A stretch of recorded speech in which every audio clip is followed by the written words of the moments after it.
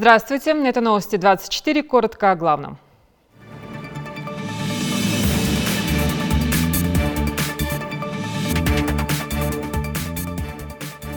В окончательном третьем чтении принят проект закона о внесении изменений в закон Ингушетии о республиканском бюджете. Предупрежден, значит защищен. Как оповещать молодежь о правильной эксплуатации газового оборудования? Расскажем в выпуске. Проинформируем, в каком режиме будут работать в выходные МЧС, ГИБДД и оперативный штаб при правительстве Ингушетии.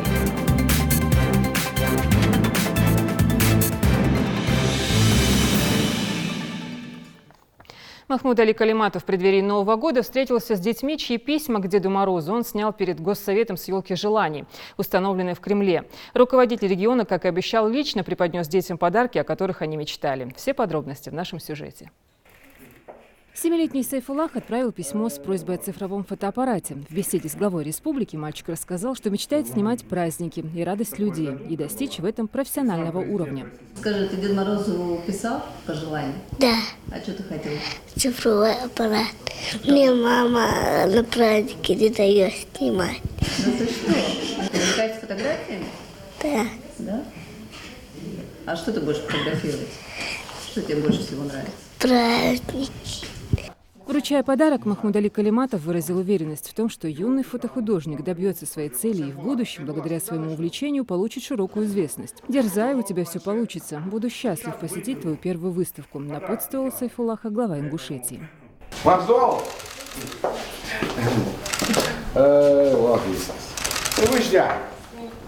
Сайфуллах, так, готов подарок принимать? Да. Совершенно. Айна, так. Сайфуллах, с тебя начнем? А ну, цифровой фотоаппарат, который ты заказывал. Понял?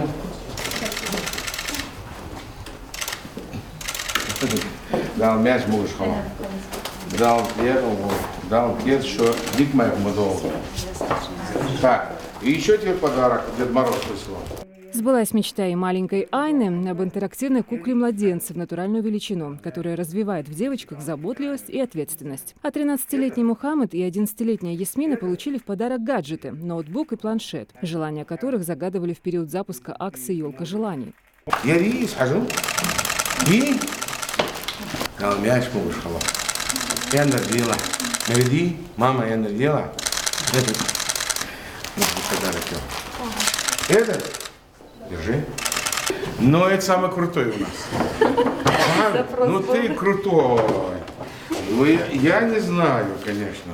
А если выучишь его, у тебя в жизни, я тебе скажу, программисты, айтишники, они востребованы. Обещайте ко мне это. Что вы согласны? Я сейчас. В завершении встречи глава Ингушетии провел для детей экскурсию по своей резиденции. Чтобы у вас в жизни все получилось. А для этого надо просто учиться хорошо, а потом трудиться. И самое главное, если вы будете маму слушать, все будет в порядке. Напомним, акция «Елка желаний» организована всероссийским благотворительным проектом «Мечтай со мной», стартовавшим в 2014 году. Проект поддержал Владимир Владимирович Путин. Хусейн Гагиев, Юсуп Ханиев, Рахман Цуров. Новости 24.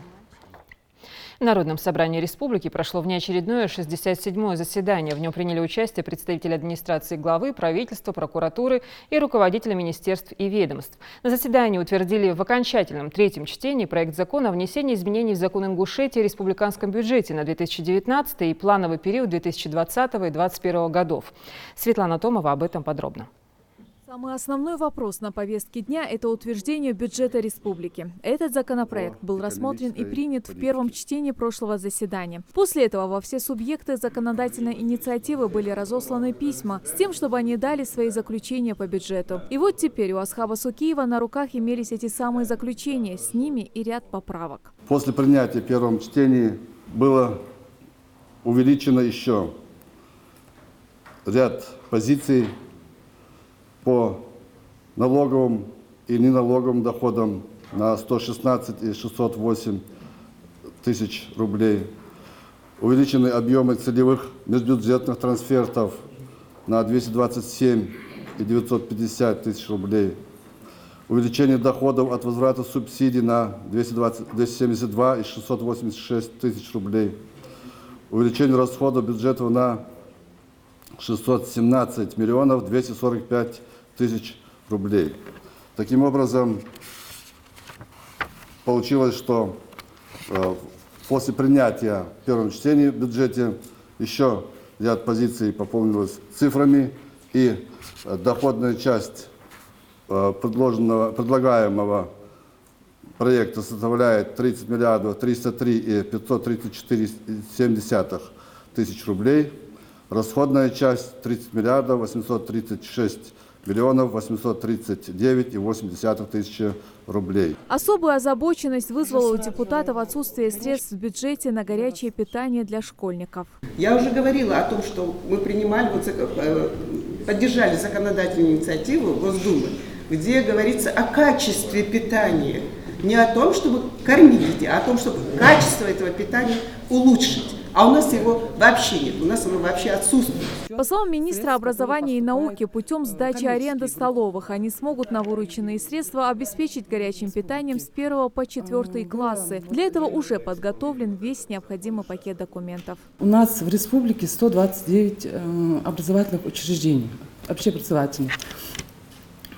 И 89 учреждений на территории имеют довольно-таки оснащенные по последним технологиям пищеблоки, которые находятся в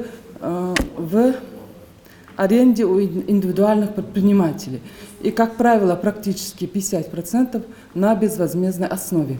И поэтому, учитывая состояние бюджета на 2020 год, в Республике Ингушетия было решено переводить непосредственно в правовое поле взаимоотношений индивидуального предпринимателя и образовательного учреждения, из этих средств изыскать возможность для обеспечения питанием с 1 по 4 класс. Обсудили еще один законопроект о перераспределении полномочий по распоряжению земельных участков, государственная собственность на которые не разграничена между органами местного самоуправления муниципальных образований Республики Ингушетия и органами государственной власти региона. Большинством депутатов был принят этот законопроект. Учитывая ограниченность земельных ресурсов республики, вопрос управления и распоряжения земельными участками, государственная собственность на которые не разграничена, приобретает здесь особую значимость и актуальность.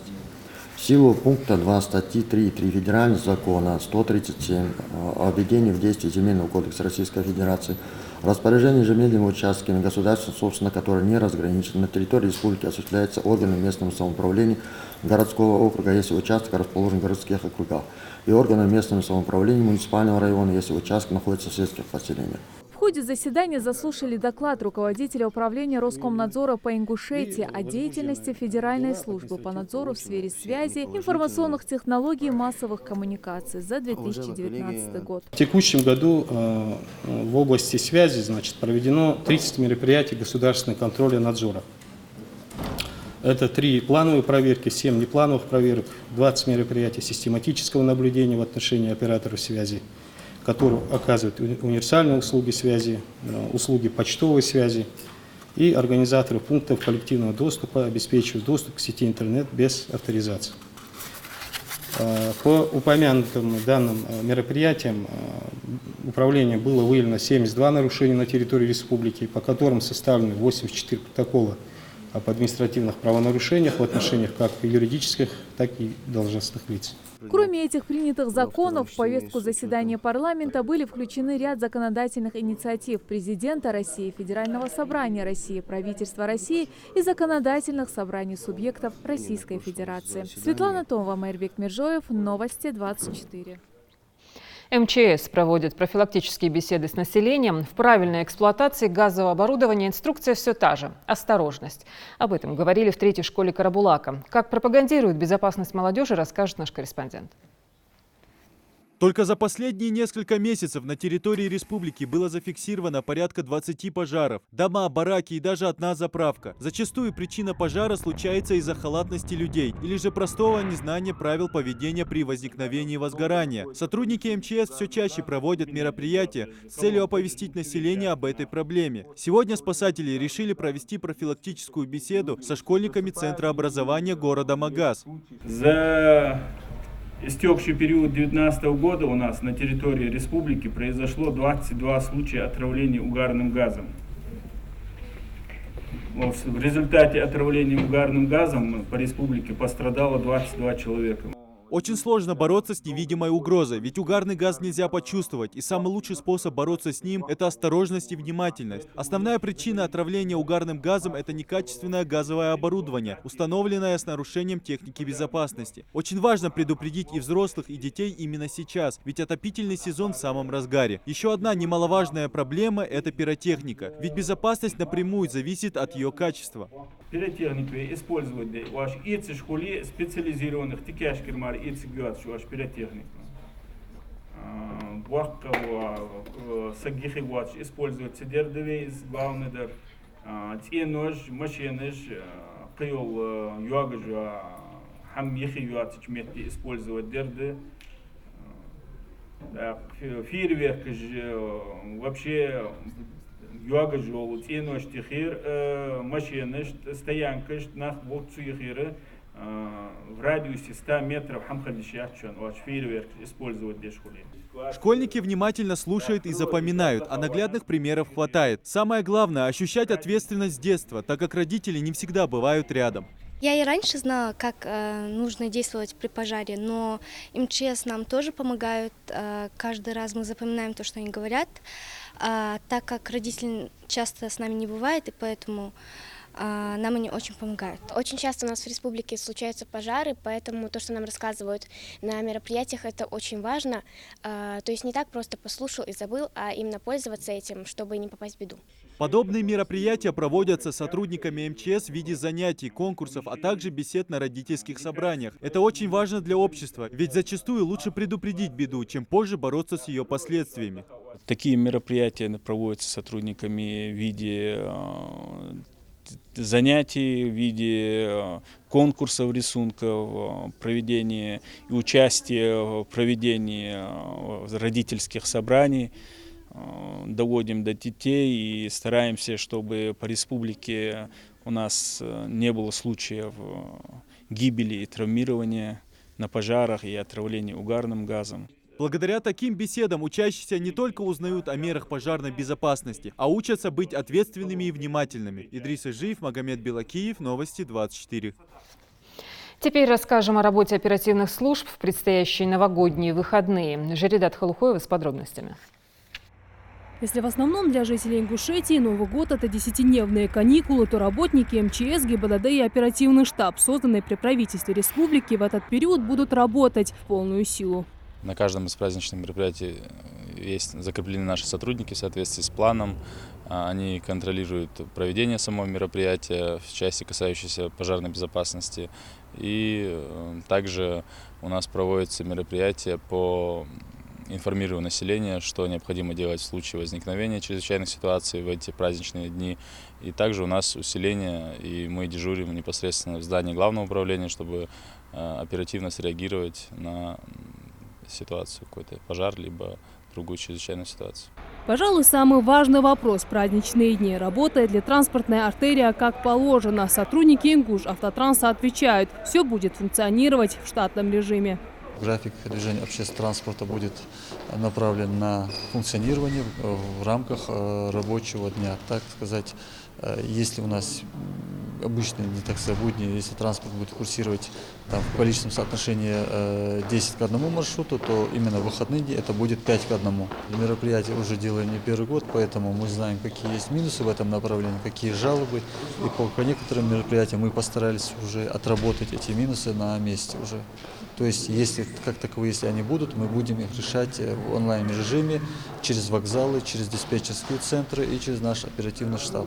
Работать в том числе будет межрегиональный рейс Москва-Назрань. Впрочем, теме транспорта в эти дни будет уделено особое внимание, точнее безопасности дорожного движения. Сотрудники ГАИ приложат все усилия для того, чтобы не допустить ДТП и минимизировать количество нарушений правил дорожного движения. Общее число сотрудников органов внутренних дел, задействованных на обеспечение общественного порядка в период прохождения новогодних праздников, составит свыше 1200 человек. Нести службу они будут в усиленном режиме.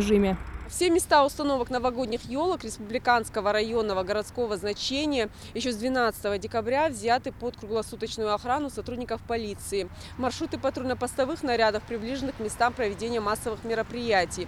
Кроме того, проводятся отработки жилого сектора и объектов инфраструктуры, расположенных вблизи мест проведения новогодних праздников. Для эффективного решения оперативно-служебных задач организовано взаимодействие с органами государственной власти и местного самоуправления, республиканским оперативным штабом, а также силовыми структурами, дислоцирующимися на территории обслуживания.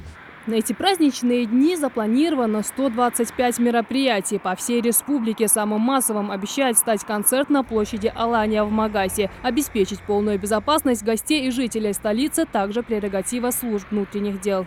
С 18 часов 2019 года до окончания праздничного мероприятия в городе Магас будет перекрыто движение автотранспортных средств по проспекту Зязикова от пересечения с улицей Гагиева до улицы Кулиева, включая все примыкающие и пересекающие проспект Зязикова улицы. В связи с чем МВД по Республике Ингушетия просит жителей и гостей столицы нашей республики указанный промежуток времени осуществлять передвижение по улицам Мальсагова и улице Гагиева. Уже по сложившейся традиции в преддверии новогодних праздников в правительстве Ингушетии работает оперативный штаб. Новый год – время веселья и отдыха. И чтобы этот праздник не был омрачен прекращением подачи воды, света, газа и отсутствием транспорта или ДТП, каждое ведомство приложит для этого все усилия. Жадат Хулухоева, Магомед Дидигов, Новости 24. Оперативный штаб региона в преддверии новогодних праздников обращается к жителям республики с просьбой проявлять бдительность и соблюдать меры безопасности при посещении мест массового скопления людей. Не трогать незнакомые предметы, оставленные без присмотра, в случае обнаружения подозрительных транспортных средств, лиц и предметов, сумок, коробок, пакетов и тому подобное, сообщать по телефонам служб экстренного реагирования. Контактные номера вы видите сейчас на своих экранах. Анонимность при этом гарантируется. В Магасе в павильоне «Сделано в Ингушетии» прошла ярмарка прикладного искусства. Она организована обществом Дзурдзуки совместно с Ассоциацией ремесленников Ингушетии на средства президентского гранта. Здесь же прошел традиционный аукцион с привлечением денежных средств на благие дела. Репортаж Тамары Хашагульговой. Ярмарка с национальным колоритом. Тут вам и ингушская музыка на дахчинпандере, и халва, и истинги, изготовленные вручную умелыми ручками мастериц. К примеру, Лиана Имагожева этот вид искусства начала осваивать совсем недавно, но сразу втянулась и поняла, что это ее. Если тебе нравится то, чем ты занимаешься, тогда это уже физически сложно, а остальное уже не кажется сложным. Там разные техники есть. Мокрое валяние, сухое валяние. Мы там попробовали всякие, попробовали на коврах. С коврами, я не знаю, ничего не сравнится, потому что это ингушские орнаменты, которые ты наносишь. Вот кажется, вот так работали бабушки наши. Это приятно. И рисовать их приятно, и создавать их приятно. И они имеют практическое значение. Возможность попробовать себя в таком непростом и интересном ремесле у Лианы и еще 14 мастериц появилась благодаря проекту «Орнамент. Символ жизни», который поддержал фонд президентских грантов. Мастерицы в течение полугода осваивали технику войлочного ковроделия. Над этим проектом начинали с того, что начинали собирать полевой материал. И 6 лет мы его собирали. В итоге мы в прошлом году выпустили при поддержке фонда президентского гранта, при финансовой поддержке мы выпустили книгу. Называется «Национальный орнамент Ингушей». И вот по результатам этих трудов, работ мы решили все-таки запустить школу войлочного искусства. Дело в том, что войлочное искусство у нас было очень сильно развито в прошлом, и оно практически вымерло после депортации. Все, что душе угодно. Здесь и изделия из дерева, бумаги, железа, бисера. Что называется, работы на любой вкус и кошелек. К примеру, мастер-прикладник Марет Наурузова пробует себя сразу в нескольких жанрах. Так ей лучше удается передавать свои мысли и переживания в своих творениях. У меня здесь тоже свои работы, орнаменты из бумаги, модуль оригами и квилинг у меня. Я занимаюсь уже 3-й год модуль оригами и квилингом. Каждый прямоугольник складывается в модуль, а соединяются они путем вкладывания друг к другу. Творения, в которых видна душа творца, а не штрих-код, как на штампованных на конвейере изделиях. Пока одни стоят в очереди за истингом, другие разглядывают башенные скульптуры из различных материалов. Никто не остается в стороне от такого яркого события в жизни народных промыслов. Глаза разбегаются, очень много красоты, но больше всего мне нравится изделие из дерева. Вот, допустим, эта ручка. Это ручная работа, это ручная вырезка. Есть еще и лазерная вырезка, но это намного лучше, больше ценится и больше времени уходит на это, но результат того стоит. Я случайно проезжал, увидел вашу ярмарку, зашел, она мне очень понравилась. Так как я сам тоже художник и люблю это ремесло, посмотреть, красиво, конечно, если бы еще больше. У нас очень много талантливых людей, художников. Если вот это все объединить по республике, да, наверное, бы нам этого места было мало. Встретить интересных творческих личностей и уникальные предметы, сделанные их руками, отыскать что-нибудь эдакое или просто часами гулять, изучая плоды труда мастеров, сегодня могут все желающие. Вход совершенно свободный. Ставили результаты работы и учеников, и учениц, и помимо этого сами мастерицы, мастера представили свои какие-то разные интересные вещи. Здесь присутствует сегодня Ассоциация ремесленников Республики Ингушетия, которая представила свои какие-то наработки из дерева, из ткани, в общем, совершенно разные. В общем, наша главная задача – это соединить, объединить и собрать на единой такой площадке мастеров декоративно-прикладного искусства республики и классно провести время. Кульминация ярмарки – традиционный аукцион. У каждого мастера есть возможность представить свой продукт, чтобы вырученные деньги направить на благое дело. Тамара Хашагульгова, Магомед Белакиев, Новости 24. По распоряжению Министерства внутренних дел России сразу 7 семей сотрудников органов внутренних дел, погибших при исполнении служебных обязанностей, получили единовременные социальные выплаты на покупку или строительство жилья. Торжественное мероприятие прошло в Магасе. Руководством МВД уделяет огромное внимание этой категории граждан. Это хорошее значимое событие для этих семей, потому что эти деньги они могут использовать и если нет своего жилья для или строительства, или покупки.